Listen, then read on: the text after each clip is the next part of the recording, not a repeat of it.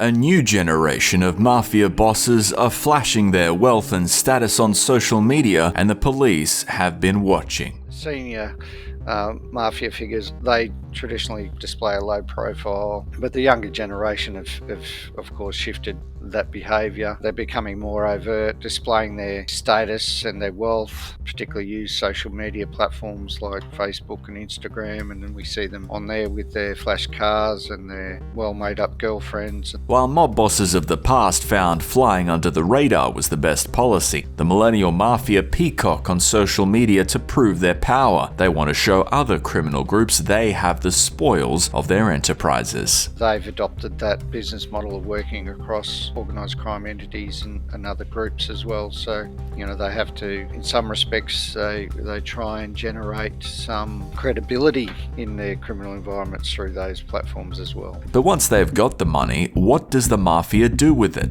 Australian mafia bosses know that they must have a paper trail to account for at least some of their income. It's these links with legitimate businesses that make the mafia so dangerous. They utilise those legitimate funds to then provide them with a solid base to commit their other criminal activity. We've seen their involvement in the large-scale cultivation and trafficking of cannabis, for instance, particularly in South Australia and New South Wales. So that muddying the waters, or the inclusion of illicit funds with legitimate funds, that just makes it difficult for law enforcement to track their wealth and seize their assets, which is a key goal for us. And one of the biggest impacts in tracking the mafia was the Trojan Horse known as a NOM. Today, the Australian government, as part of a global operation, has struck a heavy blow against organised crime, not just in this country, but one that will echo around the world. This is a watershed moment in Australian law enforcement history. Authorities across the globe pulled off the sting of the century. They secretly monitored messages sent on a messaging app called Anom, a supposedly encrypted messaging service that was promoted by crooks all over the world.